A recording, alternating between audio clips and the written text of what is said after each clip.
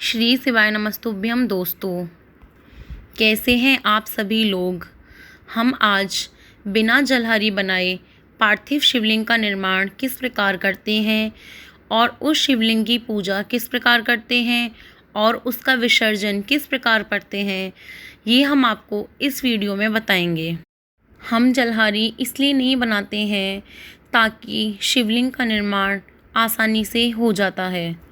जलहरी की जगह हम एक मिट्टी का बड़ा दीपक लेते हैं, उस दीपक में मिट्टी भरते हैं और उस दीपक को हम एक गोल थाली में रखते हैं। दीपक को गोल थाली में रखकर हम उसके ऊपर एक बेलपत्र का पत्ता रखते हैं। बेलपत्र के पत्ते को सीधा करके रखा जाता है और उसकी डंडी को हम अपनी तरफ बैठते हैं, यानी कि जिस तरफ हम बैठते हैं उसकी डंडी को हम उसी तरफ रखते हैं। उसके बाद हम उस शिवलिंग को बेलपत्र के पत्ते के ऊपर स्थापित कर देते हैं। कोई भी पार्थिव शिवलिंग का निर्माण बेलपत्र के पत्ते के ऊपर ही किया जाता है। फिर हम एक बर्तन लेते हैं और उसमें किसी जगह की शुद्ध मिट्टी या अपने गमले की मिट्टी को ले सकते हैं, लेकिन वो मिट्टी शुद्ध होनी चाहिए। हमें ये देखना है कि उस मिट्टी के अंदर कोई कंकर या पत्थर नहीं होना चाहिए, नहीं तो शिवलिंग का निर्माण नहीं हो पाता है। जिस बर्तन में हम मिट्टी लेते हैं उसमें थोड़ा सा बालू रेत मिलाते हैं। पार्थिव शिवलिंग को बनाने में बालू रेत का प्रयोग किया जाता है। हम पार्थिव शिवलिंग बनाने में बालू रेत का प्रयोग इसलिए करते हैं क्योंकि माँ नर्मदा ने और भगवान राम ने भी बालू के रेत के शिवलिंग का निर्माण किया था।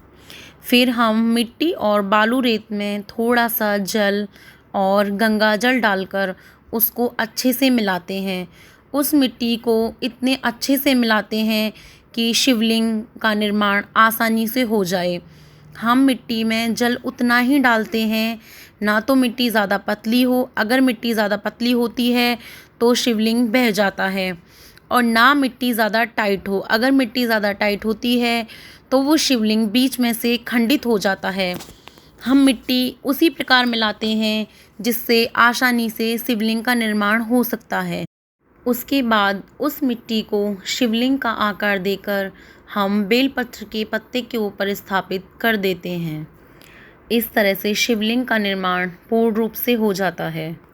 इसके बाद हम आपको पार्थिव शिवलिंग की पूजा की विधि बताते हैं। उसके बाद हम अपने घर में रखे हुए मटके का जल पार्थिव शिवलिंग पर अर्पित करते हैं। उसके बाद शिवलिंग पर हम दूध अर्पित करते हैं। दूध की जगह हम पंचामृत भी अर्पित कर सकते हैं। उसके बाद हम वापस से शिवलिंग पर जल अर्पित करते हैं। फिर हम शिवलिंग पर अबीर चढ़ाते हैं। अबीर चढ़ाने के बाद हम शिवलिंग को जनेऊ चढ़ाते हैं। अगर जनेऊ नहीं हो तो हम शिवलिंग पर मूली भी अर्पित कर सकते हैं। उसके बाद फिर हम शिवलिंग पर त्रिपुंड लगाते हैं। त्रिपुंड चंदन का ही लगाया जाता है। रोली को शंकर भगवान की पूजा में उपयोग नहीं किया जाता है।